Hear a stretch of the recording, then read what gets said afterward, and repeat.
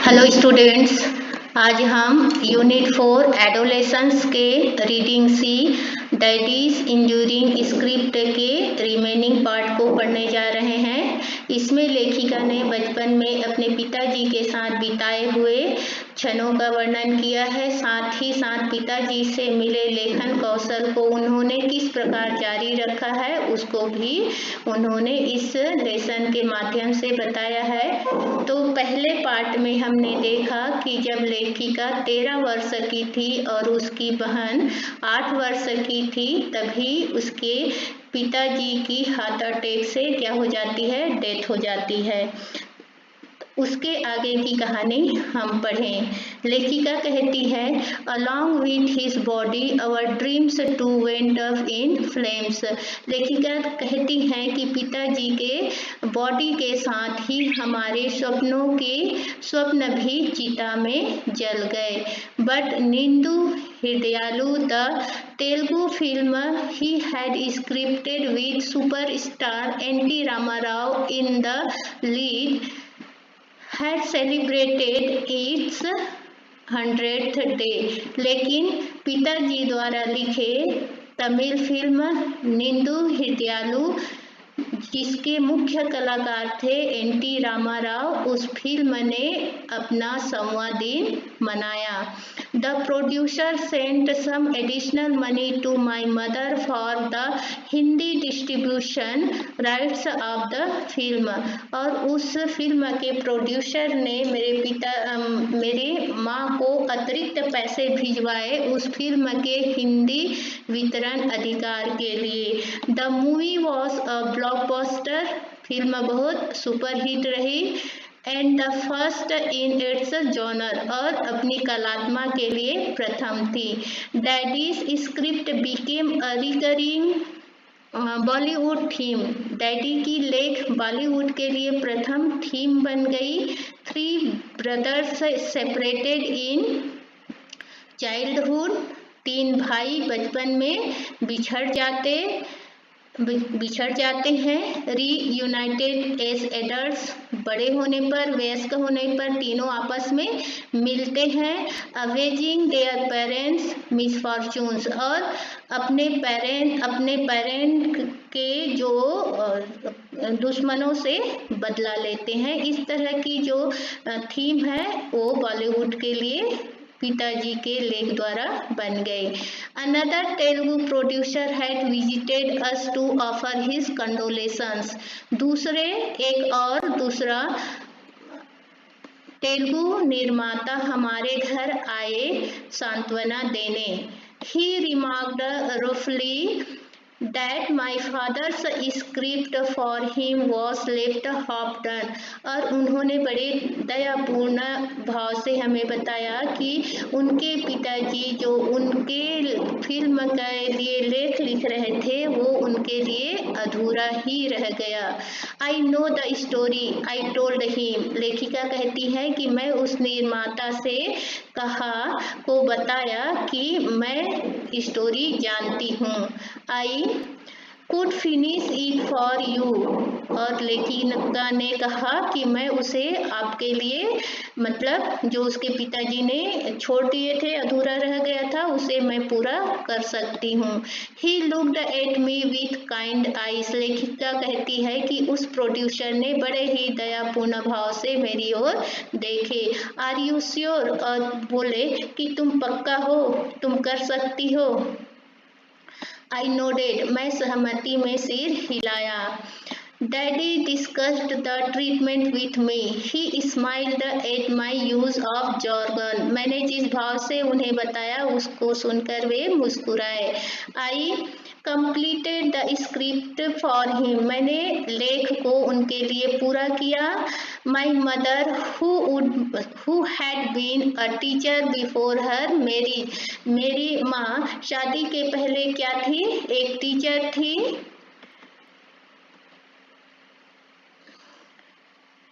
Went back to support the family, फिर से परिवार की सहायता करने के लिए, परिवार को सहारा देने के लिए फिर से नौकरी करने लगी, फिर से पढ़ाने लगी। We left our beloved home and city, हमने अपने प्यारा, बिलव्ड माने प्यारा, घर और शहर छोड़ दिया।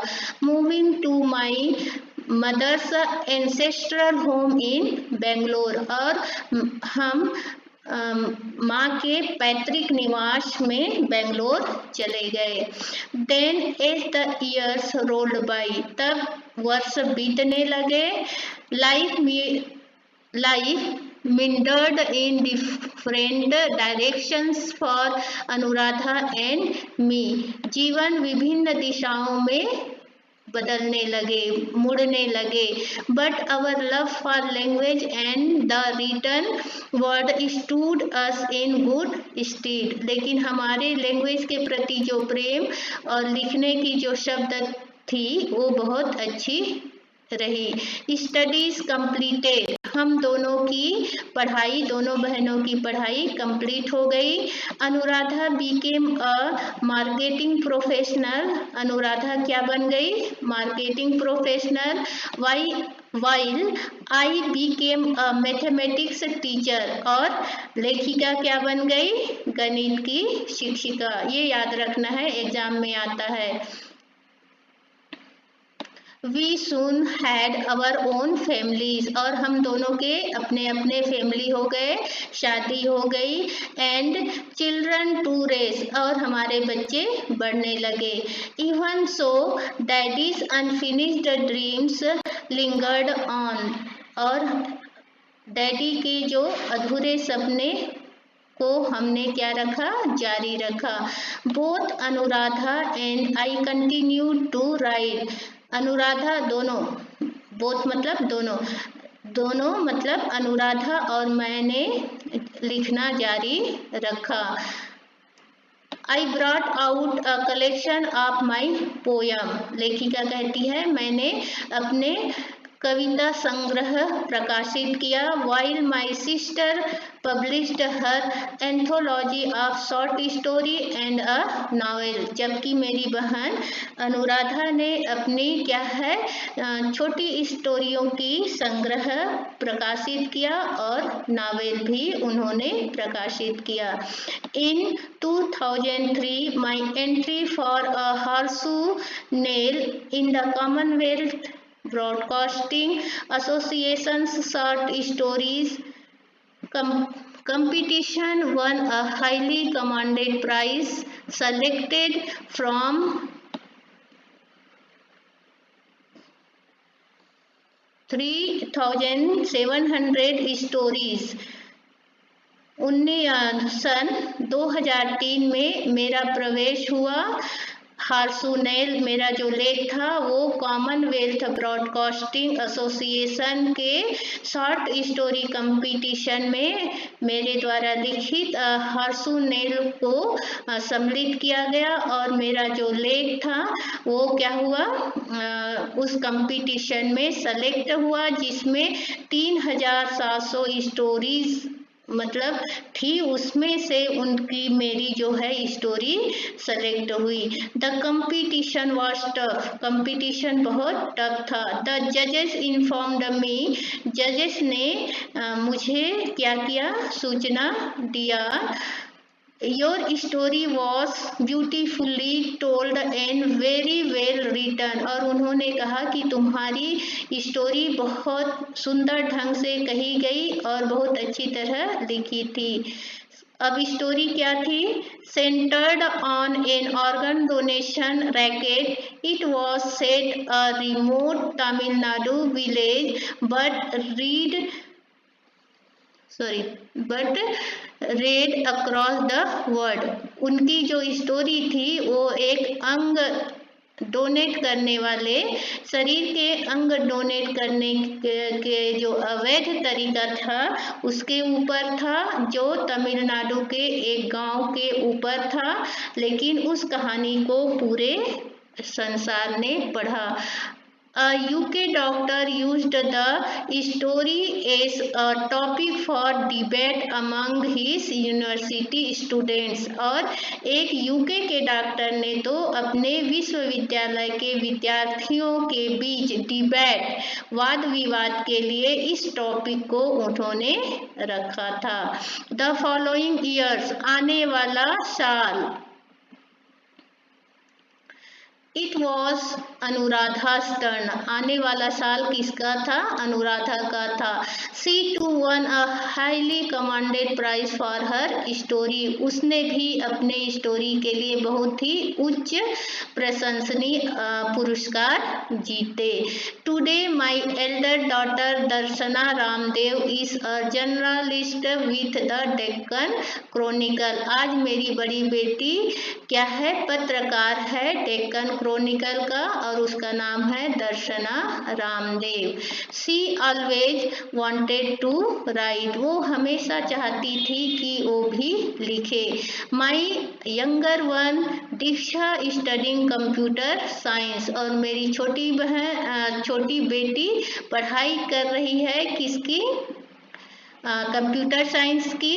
Is also an ardent writer and has an active cricket blog the tea towel explanation, और छोटी बेटी उसकी लेखिका की कंप्यूटर साइंस में अध्ययनरत, और उसके भी अपने एक ब्लॉग है और सक्रिय रहती है लिखने में, और उस ब्लॉग का नाम the tea towel explanation. I am going to be a cricket writer, वो उसकी छोटी बेटी बोलती है कि मैं एक क्रिकेट राइटर बनने जा रही हूँ, वन डे, एक दिन बनूंगी। She says as if it were a warning, जैसे ये जिस लहजे से वो कहती है तो ऐसा लगता है कि वो हमें वार्न कर रहा है कि राइटर बनने का। Let me finish my engineering, मुझे अपनी इंजीनियरिंग की पढ़ाई पूरी करने दे, फिर मैं क्या बनने वाली हूँ? Cricket writer. ऐसे दीक्षा जो है लेखिका की छोटी बेटी कहती है, ऐसा लेखिका बताती है। Daddy passed away in 1970, daddy की मृत्यु 1970 में हो चुकी है। 2 जनरेशंस अगो, 2 पीढ़ी पहले। आई वुड से, मैं कहती, but he single minded devotion to writing still glows like a beacon among his children and grandchildren, लेकिन उनका एक मन लिखने का समर्पण अभी भी अपने बच्चों और पोतियों में एक पथ प्रदर्शक रोशनी की भांति चमकता है। मतलब लेखिका और लेखिका के बच्चों ने अपने पिताजी के जो अनफिनिश्ड राइटिंग स्किल है उसको अभी भी जारी उन्होंने रखा है। एनीबडी कैन डाई, हर कोई मर सकता है। As I finish one more piece, this story you have read, I know something for sure about that. His writing never stop. लेखिका कहती हैं, अमारा बावनी देव लेखिका कहती हैं कि कोई भी मर सकता है, फिर भी मैं इस अंतिम वाक्य से कहानी पूरी करती हूँ कि मैं पापा के बारे में कुछ सुनिश्चित जानती हूँ, उनका लेखन कभी नहीं रुकेगा। हिज राइटिंग, यहाँ दिया है हिज राइटिंग नेवर स्टॉप्ड, उनका जो है लेखन कभी नहीं रुकेगा। तो इस तरह से हमने देखा कि इस लेसन में लेखिका ने बचपन की यादों को बताया है, लेखन कौशल को, पिताजी के लेखन कौशल को, पिताजी के अधूरे लेखन को किस तरह से उन्होंने अभी भी जारी रखा है, उसके बारे में इस लेसन में हमें बताया है। तो यहीं पर ये लेसन, ये पाठ यहीं पर खत्म होता है। Thank you.